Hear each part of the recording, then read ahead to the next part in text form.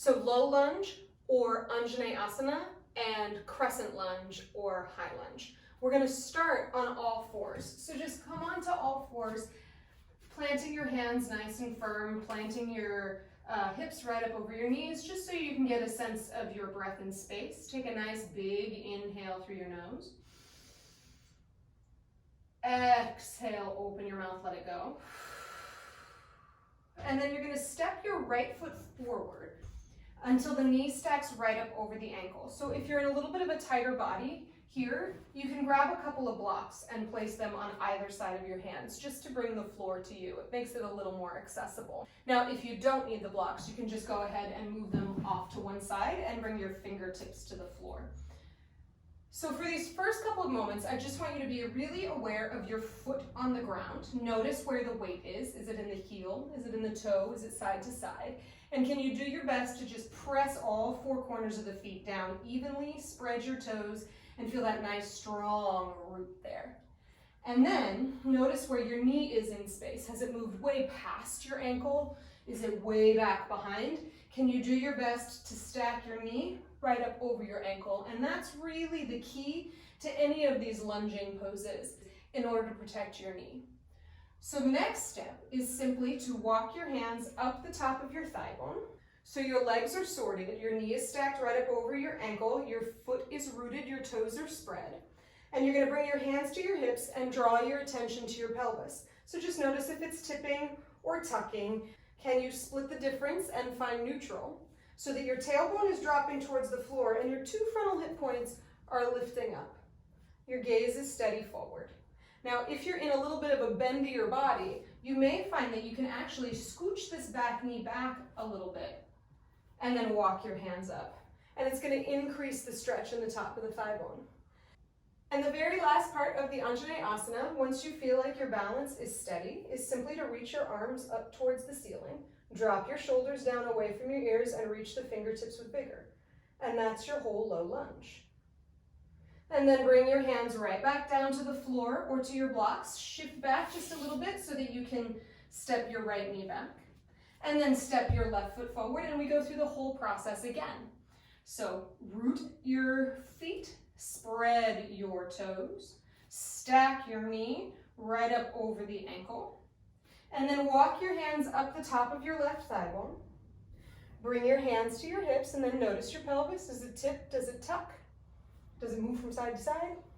Can you find even? So that tailbone drops towards the floor, those two frontal hip points lift, your spine is nice and long. Again, if you're in a little bit of a bendier body, you may find that the lunge is a little bit more intense. You're still working to root the tailbone down and lift the two frontal hip points. So resist the urge to over collapse, especially if you are in a bendier body. And then once you've got the feet sorted, the knee is stacked, the outer hips are activated, the tailbone is long. Inhale, sweep the arms up and overhead. Reaching the fingertips, softening the shoulders away from your ears. And then also notice, I didn't mention this on side one, but it's worth noting that if reaching your arms straight up towards the ceiling causes a little release or collapse in the alignment, just reach the arms forward a little bit. Right? If your shoulders aren't quite flexible enough, that's fine, take it at your pace. So one more breath here. And then exhale, hands come down. Step it back. Just give yourself a moment to root. And then we repeat that whole process, but with a high lunge. So again, right foot steps forward, all the same rules apply. Feet are rooted, toes are spread, knee is stacked right up over ankle. And you may find with the high lunge that if you didn't need them before, you might find the blocks helpful here. Press your hands down into the floor or down into your blocks. Tuck your back toe, hug that outer ankle of your back leg in, and then press that leg to straight. Now you'll notice that the right hip wants to collapse out to the side wall a little bit. Firm it in, lift through your low belly, and reach the crown of your head forward, while keeping that right knee stacked right up over the ankle, both feet root, shoulders draw down away from your ears. And then come on up to your fingertips, activate through your low belly so it's almost like you can make your hands obsolete. They're not holding you up, your legs and your Abdominal wall is holding you up. Reach that crown head forward, root down through the feet, and then rise up through the arms. Crescent lunge. Hug that outer ankle in on that back leg. Reach the arms up towards the ceiling, or maybe you split the difference if your shoulders are a little on the tighter side. Take one more big breath here. And then exhale, hands come down to the floor of the block. Lower that back knee. Step your right foot back. And we repeat the whole thing on your second side. So step that left foot forward. Take the time, you have the time right now to really isolate and get sophisticated about, okay, the weight is even in my feet. My toes are spread. The knees are nice and stacked. And then notice already if that left hip is jutting out to the side, can you hug it in towards the midline of your body, shift your weight forward just a little bit, tuck that back toe, engage that back leg and straighten it so you're in that nice long runner's lunge. Press down through the feet, firm those outer hips in, reach the crown of your head forward, come up to your fingertips, activate through your low belly. And then it's a downward press through your feet that allows you to lift your torso.